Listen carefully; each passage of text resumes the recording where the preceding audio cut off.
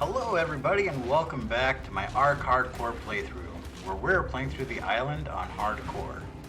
My name is Critic, and today we've got a lot of the same thing that we've been doing over the past couple of episodes, if I'm being quite honest with you. We're going to be doing some building, we're going to be doing some breeding, and that's mostly it. But one thing that does set this episode apart is we got a mutation. That's right, folks. On our Rex line, we have a mutation. We are not talking about that yet, though, because there's a whole episode that has to happen, right? So you see me here. I'm doing a whole bunch of stuff with some raw prime meat. Basically, I am just cooking up all of my prime meat now because I've got the industrial grill, and it would be wasteful not to. What the raw prime meat is for is we're going to make raw prime jerky. Sorry, not raw prime jerky. We're going to be making prime meat jerky, and that is going to be used to be making kibble.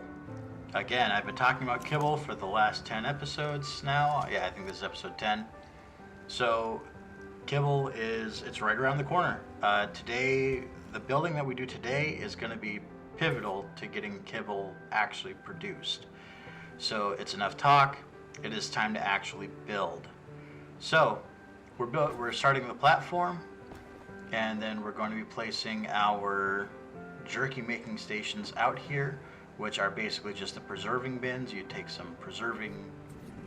a couple of preserving bins, and you put spark powder and oil in them, and then you put your cooked meat in them, and it will make your jerky.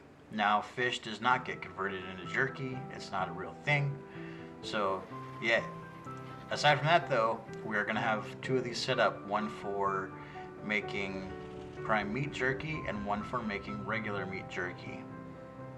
So, when you are setting up your jerky stations, just know that when you make jerky, it consumes 3 spark powder and 1 oil per piece of jerky that you make. So make sure you've got enough spark powder made and in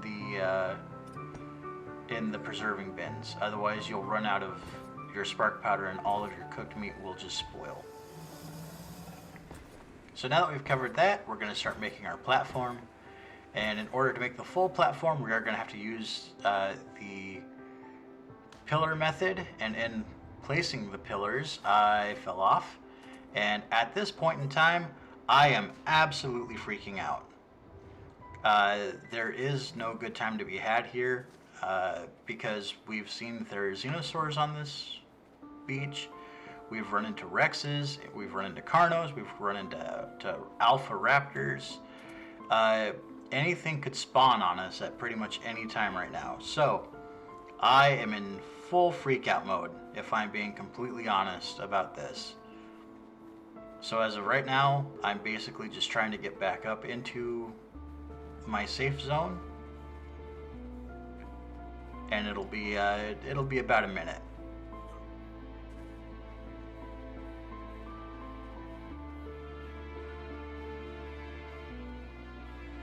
Now, in recording this, I did remember that I haven't been using K mode at all throughout these episodes, so I start trying to reintroduce that a little bit, so that way it kind of makes it a little bit more of a personal experience from me, the creator, to you, the viewer.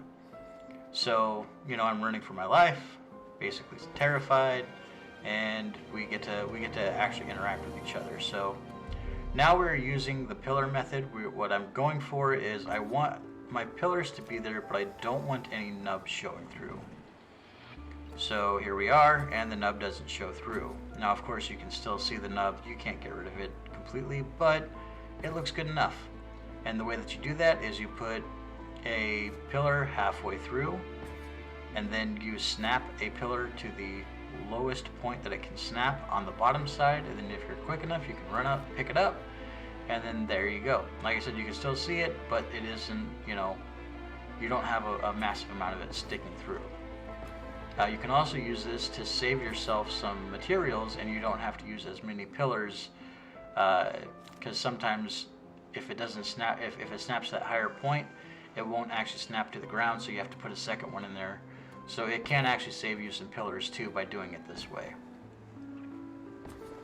And now that we're fully supported and pillared up, we're going to go ahead and build the walls. Yeah, I mean, we've done building stuff before. I know you guys are probably bored of seeing it. Unfortunately, it's just a reality of the game. Like, we have to have space to prepare. And honestly, it's a lot of fun for me. Like, this is really like building an ARK is something that I find very calming. So, which is a big part of why I love the game is it's very grindy. You know, you're always grinding for something, and that does get to be a bit daunting. You know, I play on official servers, and you know, at least twice a week I have to log in just to make sure my stuff doesn't die. You know, so it is in some ways it's a little too grindy, but again, it's what I enjoy about the game. So you know, I don't complain about it because it's a fun grind.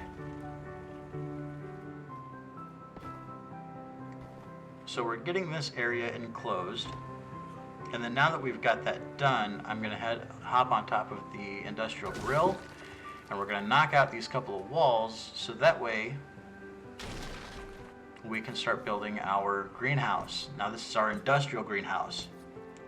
So what's an industrial greenhouse? An industrial greenhouse basically means that this is where we are going to be doing all of our mass growing. So I'm basically going to be growing 5 plots worth of each vegetable, and I haven't decided if I'm going to be planting berries or not yet, because berries are really easy to get, especially with a mammoth, or if we decide to tame a Bronto. You know, nothing gathers more berries than a Bronto. So it could go either way. And the way that we're going to fit so many crop plots in here is we're actually going to stack them up. So I've also so it'll save a lot of space, so that way we can also put our industrial cooker up here, and get another toilet built and get another toilet put up here, so that way we can have our unlimited fertilizer. Now again, because the whole goal is to get kibble going, we need tree sap. So I've already placed my tap in that tree. I did it just before I pulled the tree platform out. That's how I know where to place the tree platform at, where to snap it to, because the tree taps have to be so high off the ground in order to work. So you can see I've got 3 more in my inventory, and I'm going to go ahead and just place those around the tree, so that way we have multiple taps. Now these taps can hold 20 sap at a time, and they actually collect the sap at a pretty decent rate. So you know, you want to get as many of them going as you can, so that we always have a constant stream of sap. Now I did place another tree platform, and that's just to keep thylacoleos from spawning up there and pouncing down at us while we're up there collecting sap. So it's not going to be 100% effective, but it will help deter thylacoleos from spawning on that tree. So I'm expanding my storage space finally, and this is going into that new addition that we just built. And the reason that we don't put any of this stuff in the building that we built in the last episode is, you know, that room is for breeding only. That's all we're going to use it for, is breeding. So I'm not going to be putting storage in there. It's going to get full enough with babies as it is. So last thing we need is to put less space in that building.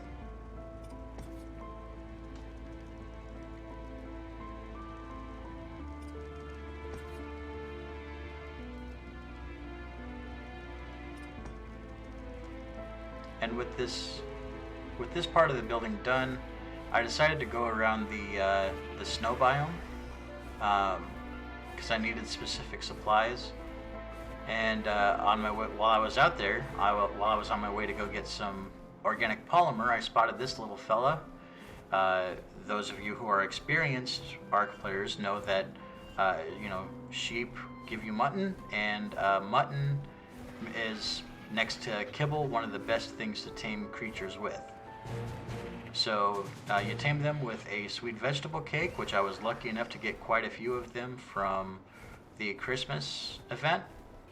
Most of them have decayed by now, but I still had 3 left, so I found 2 ovis immediately, because I literally flew back after taming that one, and I found another one just as I was doing it. So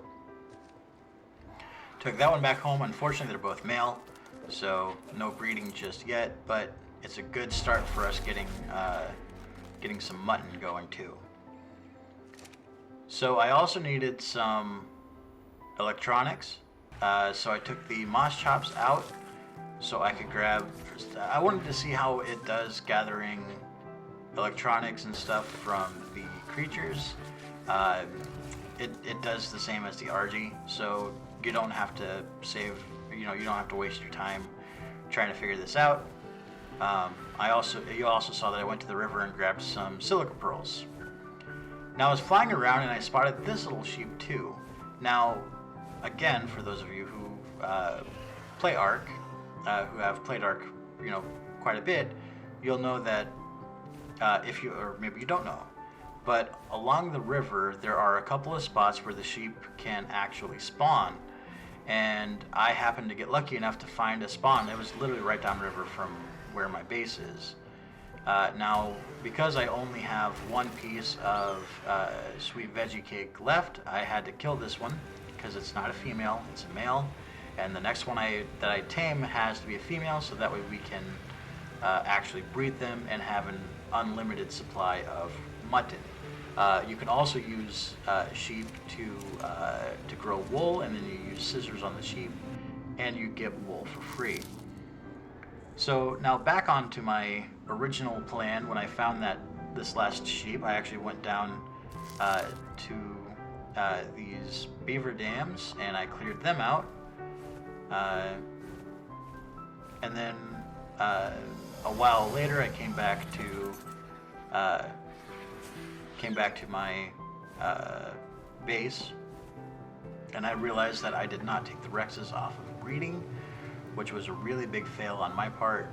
However, we got 3 eggs to hatch up, so I figured we should probably just get it done. And I went ahead and got my Argentavis eggs and my Moss Chops egg. And so this way we can get it all out and get it all hatched. Now this Moss Chops egg is the same one that we that we had like from the very beginning of the series. So I still hadn't hatched it. I went ahead and got my Argentavis breeding again so we could maximize our time and efforts on getting stuff bred up and getting stats condensed. So now with this Moss Chops isn't a very high level. For the most part, we don't really need high level Moss Chops. It would be nice to get one with like super high melee damage, but that's a luxury. That's not necessity. With Argentavis, however, we've actually got some decent Argentavis. We're capable of killing any alpha that we want, and we don't really need to. We can be fussy. So even though we had twins, they don't have the stamina that we need them to have, which is the stat that we're trying to condense to. So because of that, we're not going to be keeping these guys. They're both male, and they both lack the stamina that we need them to have. So unfortunately, they just get to go. And I'm going to throw this egg back out.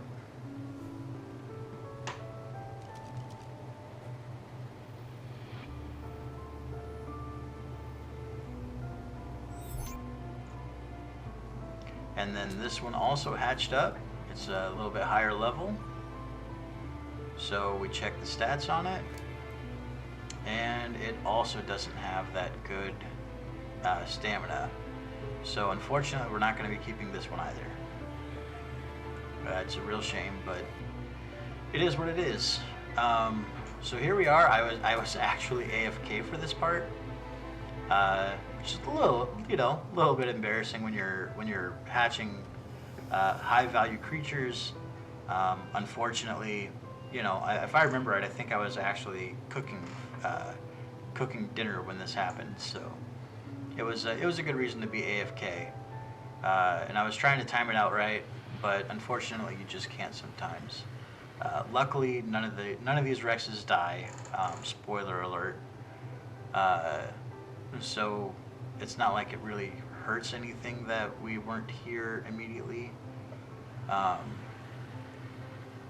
But we do lose when you're late or when you miss the imprint timer. It just sets the imprint timer back because it keeps the same care timer. So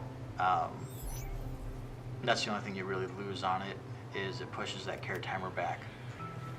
But all these Rexes, except for that one, are female, which is great. Like I said, you can see this one's got the magenta belly, so that's our one that has the mutation. Mutations are often accompanied with color changes. It's not a 100% guarantee that they're gonna, change colors, but the mutations will come with a color, and sometimes it's the same color that it had, and sometimes it's a different color than it had. I've got anything from a very neon orange to a very neon green in mutation colors, so it gets pretty interesting. So the way that mutations work and breeding works in general is when you are breeding creatures, you're going to get 3 stats from the male and 3 stats from the female every single time.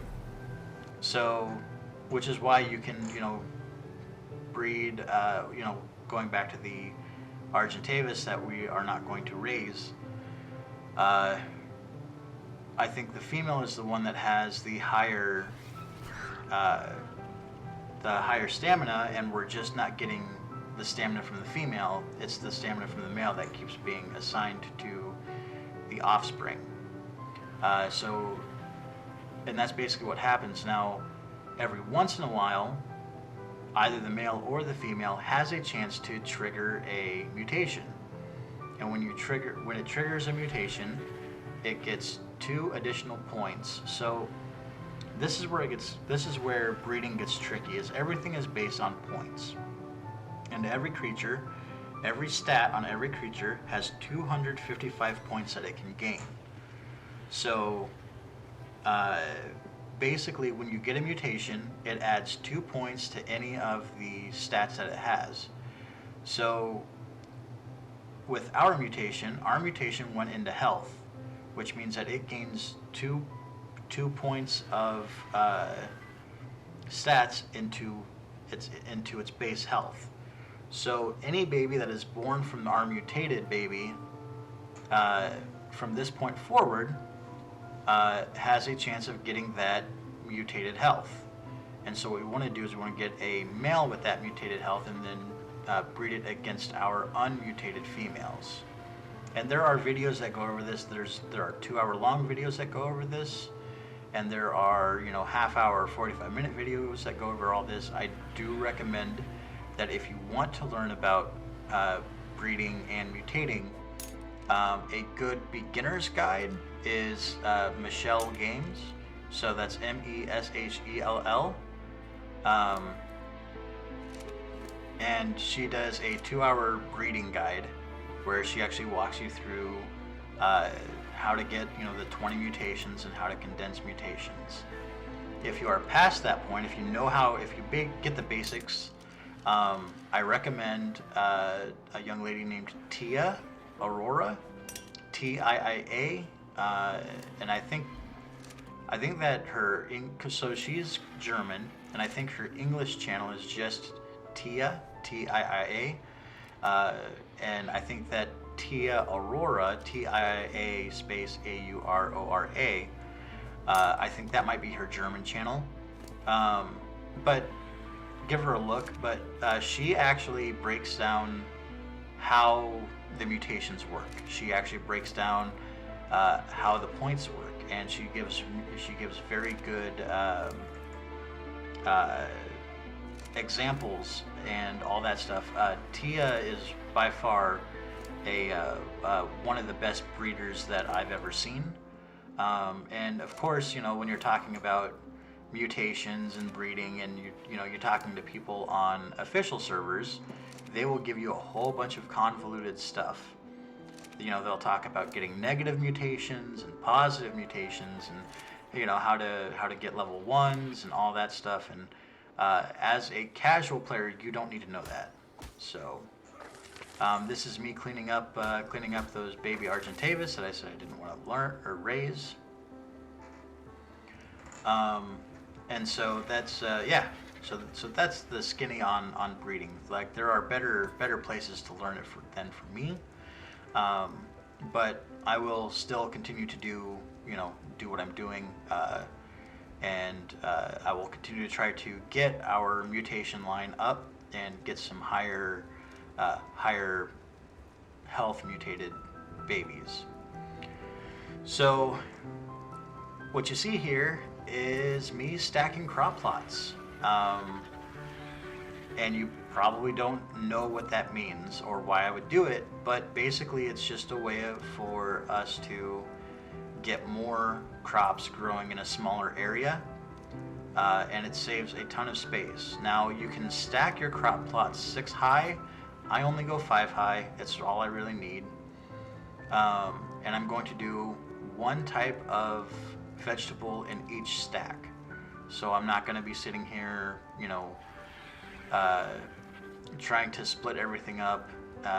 This is just going to be, one stack's going to be the rock carrots, one stack's going to be the savaroot, one stack's going to be the long grass, and then one stack is going to be the citronal. I didn't make all of the crop plots yet, so I'm going to put down 11 of them, and then on my next episode I'll be finishing that project up and getting the water run, getting the industrial cooker installed, and getting the toilet installed. And then we'll go ahead and start getting everything growing inside the greenhouse. Now, the reason that this stuff is important to have, and oh, you know what? Let me talk about stacking these things first. You can only stack large crop plots. You cannot stack the mediums and you cannot stack the smalls. Only large crop plots and tech crop plots can be stacked. Like I said, you can stack them 6 high. I choose to go 5. It's just easier. And you can tell that I'm putting a lot of time into making sure that they're mostly straight. Even though I'm pretty much the only one playing on this server, I do have to have, you guys are going to be watching it. So I want it to look nice for you. And I also want it to be very easy to access each of them. So that's part of the issue. Like, a lot of people don't like to stack them because it does make them a little bit harder to access if you're not paying attention. But for the most part, it's still pretty easy. So I had one Argentavis that I had not bred up yet, one female that was ready to lay an egg, and we got it. We got our male that is fully condensed. We have our health, our stamina, our melee damage, and our weight. So this is our new breeder male. And so this way, and the reason that we want to condense stats, again, is because we want a male and a female to have the same stats, so you know exactly what egg is going to be laid, aside from having mutations. And then it also helps because it'll make spotting the mutation much easier if both parents have all of the same stats. And so that's what determines your level too, is those stats. Again, there are better resources than me to talk about that stuff. But because we have so many babies out and we have so many, dinos in general, I am making some feeding troughs, and we're going to start using these. You can put both meat and berries into your feeding troughs. And yeah, your animals will eat out of the feeding troughs. You no longer have to keep food in your animals as long as they are within range. So, and you notice if you didn't catch it before, as soon as I put the fish into that feeding trough, it started going down immediately. Your animals, your meat eaters, will prioritize fish over raw meat. And so that is the end of our video today. Thank you so much for hanging out. You know, it's really exciting to get that mutation. It's always really exciting to get mutations. So thank you guys so much for hanging out. Thank you for checking out the video. Thank you for checking out the channel. And I will see you guys in the next episode.